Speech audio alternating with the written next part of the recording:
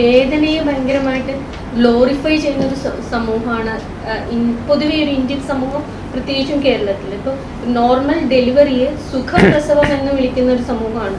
അവിടെ ഒരു വേദനയെ ഗ്ലോറിഫൈ ചെയ്യുന്ന ഒരു ഇൻഡയറക്റ്റ് ഒരു സംഭവം ഉണ്ട്. അത് ഒരു വളരെ തത്വശാസ്ത്രപരമായ ഒരു ഫിലോസോഫിക്കൽ ആറ്റിറ്റ്യൂഡാണ് ലാഫിങ് അറ്റ് പെയിൻ.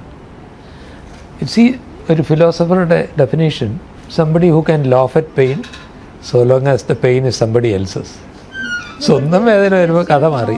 ആണുങ്ങൾക്കും പറയാൻ എളുപ്പമുണ്ട്, അതങ്ങനെയാണ്. ചിലപ്പോൾ നമുക്ക് റിലിജിയസ് ഇതിന് ഒരു കൊട്ടേഷനുമൊക്കെ പറയാം, in pain shall thou bring fourth children എന്ന് പണ്ട് അവയെ ശപിച്ച കഥ വരെ പറയാം.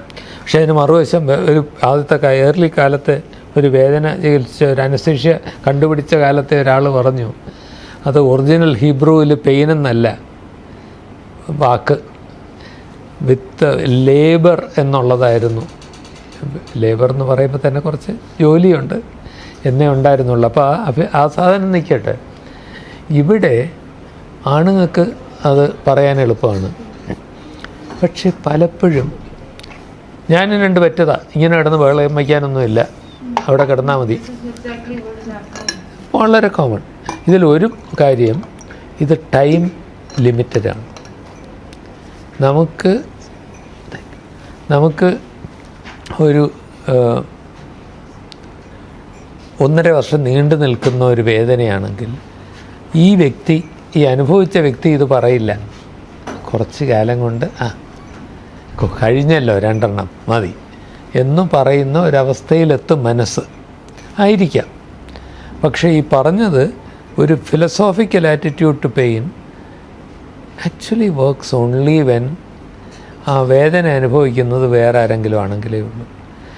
ഞാൻ 3 സാധാരണ മതത്തിലെയും വലിയ ആചാര്യന്മാരെ ചികിത്സിച്ചിട്ടുണ്ട്. ഈ വേദനയെ ആ തുടക്കത്തിലൊക്കെ ഉണ്ടാവും, dissociate mind from the body. Ramana മഹർഷിയുടെ കഥ, രമണ മഹർഷിക്ക് ഓപ്പറേഷൻ ചെയ്യാൻ നേരത്ത് സർജൻ ചോദിച്ചു അനസ്തീഷ്യ തരട്ടെ, അതിന് മുമ്പ് അനസ്തീഷ്യ തരട്ടെ എന്ന് വെച്ച് വേണ്ടെന്ന് പറഞ്ഞു. ചെയ്തുകൊണ്ടിരിക്കുമ്പോൾ ഇങ്ങനെ ചോദിച്ചു, ഡോണ്ട് യു ഹാവ് പെയിൻ? ഉടമ്പക്കിരുക്ക് എനക്കെന്നാ, ഓക്കെ, ശരീരം വേദനിച്ചോട്ടെ, എന്നെ അത് അഫക്റ്റ് ചെയ്യുന്നില്ല എന്നും പറയുന്നത് ഒരു ടൈം ബൗണ്ട് പെയിനിലേ പറ്റൂ. അത്രയും ശക്തി എനിക്കൊന്നുമില്ല അങ്ങനെ ഉള്ളവർക്ക്. പക്ഷേ അദ്ദേഹവും 3ാമത്തെ ക്യാൻസർ ബാധിച്ചു കഴിഞ്ഞ് പിന്നെ ഓപ്പറേഷൻ ചെയ്യാനൊക്കെ ഇല്ല എന്നുള്ള സ്ഥിതിയായപ്പോൾ രാത്രിയിൽ കിടന്ന് കരയുന്നത് പുറത്ത് കേൾക്കായിരുന്നു, എത്രയൊക്കെ മനസ്സിനെ ഡിസോസിയേറ്റ് ചെയ്താലും. അപ്പോൾ ഈ ലേബർ പെയിനിൽ ഈ ഒരു ആസ്പെക്റ്റ് ടൈം ബൗണ്ടാണെന്നാണ്, മറ്റത് ഇൻഡെഫിനിറ്റാണ്. ആൻഡ് വേദന കീപ്സ് മൗണ്ടിങ്. വേദന കൂടുതൽ വേദനയുണ്ടാക്കും. വേദന എസെൻഷ്യലി പ്രൊട്ടക്റ്റീവാണ്. എന്തിനാണ് ശരീരത്തിന് വേദന തന്നത്? പടച്ചവൻ കൈ സൂചി വന്നാൽ വിഡ്രോ ചെയ്യും.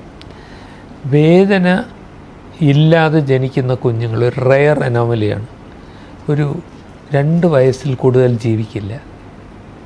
അവർക്ക് പിന്നെ തീ പൊള്ളും, എന്തെങ്കിലും ഇഞ്ചുറിയും, കൈയൊടിയും, കാലൊടിയും, ഇങ്ങനെ വന്നുകൊണ്ടിരിക്കും.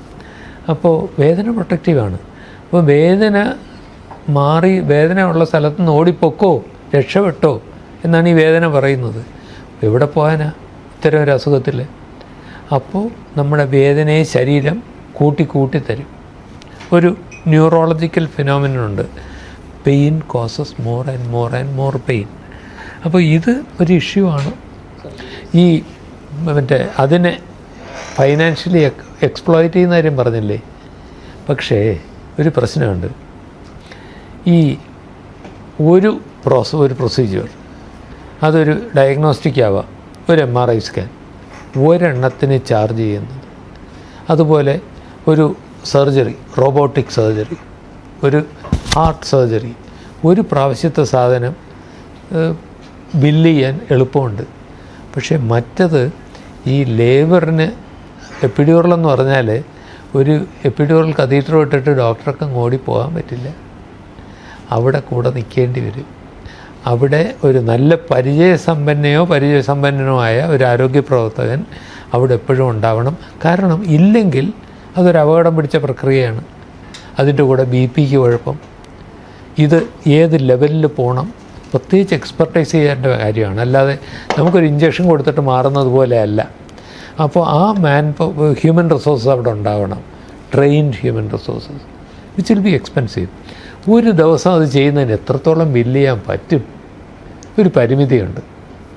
അപ്പോൾ ഇത് ഒരു ഒറ്റ പ്രൊസീജിയർ ചെയ്യുന്നത് പോലെയോ ഒരു സ്കാൻ ചെയ്യുന്നത് പോലെയോ സാമ്പത്തികമായിട്ട് അത്ര തന്നെ അട്രാക്റ്റീവ് ആവില്ല ഇതുപോലുള്ളത്. അതൊരു പ്രശ്നമാണ്. അപ്പോൾ അങ്ങനെയുള്ളതിനാണ് കൂടുതൽ പ്രാമുഖ്യം വരുന്നത്. അപ്പോൾ ഇത് ലേബർ പെയിൻ്റെ കാര്യം പറഞ്ഞില്ലേ, അത് എല്ലാ മനുഷ്യരും ഒരുപോലാണോ?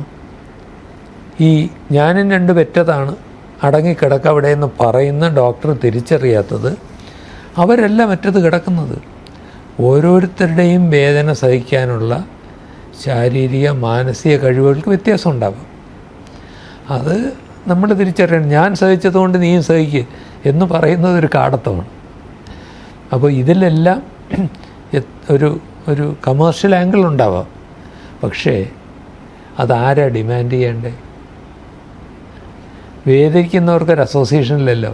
കാരണം അവനവരൊന്ന് വേദനിച്ച് നരകിക്കുകയല്ലാതെ അവരുടെ കുടുംബാംഗങ്ങൾക്കും അസോസിയേഷനിലല്ലോ. ഒരു വോട്ട് ബാങ്ക് ഇല്ലെങ്കിൽ ഹൂ വിൽ ഡിമാൻഡ്?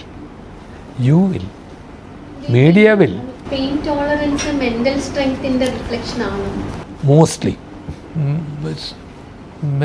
മാനസിക സാമൂഹ്യ, അതായത് ഈ ശാരീരികമായിട്ട് വ്യത്യാസം ഉണ്ടാവാൻ വളരെ മിനിമലാണ്.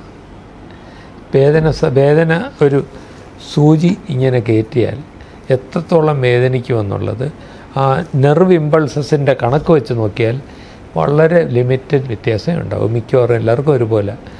അതിന് നമ്മളെങ്ങനെ റിയാക്ട് ചെയ്യുന്നു എന്നുള്ളതിലാണ് വ്യത്യാസം വരുന്നത്. ഒഫീഷ്യൽ വേദനയുടെ ഡെഫിനിഷൻ തന്നെ pain is A sensory and emotional experience. വേദന എന്ന് വെച്ചാൽ സെൻസറിയുടെ പറ്റിയ വാക്ക് കിട്ടുന്നില്ല, ശാരീരികവും മാനസികവുമായിട്ടുള്ള ഒരു അനുഭവമാണ്. ആ അനുഭവം മനസ്സിൻ്റെ വ്യത്യാസമനുസരിച്ച് വ്യത്യാസപ്പെടും. പെട്ടെന്നൊരു ദിവസം ഒന്ന് ഡൽഹിക്ക് പോകേണ്ടി വന്നു. ഒരു ഹോട്ടൽ മുറി കിടക്കുന്നു, രാത്രി ഒരു തലവേദന, ആരുമില്ല. എന്തെല്ലാം അനുഭവങ്ങളായിരിക്കും. ഇതെന്താണ്, ഈ വല്ല ബ്രെയിൻ ട്യൂമറോ വല്ലതും ആണോ? What's happening to me? ഞാൻ രാവിലെ ജീവനോടെ ഉണ്ടാവുമോ? ഇങ്ങനെ പല സംശയങ്ങളായിരിക്കും. നമ്മൾ തനിച്ചാവുമ്പോൾ വേദന എന്നുള്ള അനുഭവം വളരെ കൂടും. കാരണം കുറേയധികം മനസ്സിൻ്റെ സൃഷ്ടിയായിരിക്കും. അതേസമയം സപ്പോർട്ടീവായിട്ടൊരു സിസ്റ്റമുണ്ട്, കൂടെ നിൽക്കാൻ ആളുണ്ട്, ഒരു പ്ലാനുണ്ട്.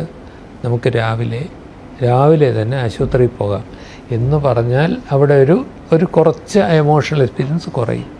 അപ്പം വളരെ പ്രസക്തമായൊരു ചോദ്യമായിരുന്നു ചോദിച്ചിരുന്നത്. അതെ, ശാരീരികവും മാനസികവുമായ അനുഭവമാണ് വേദന.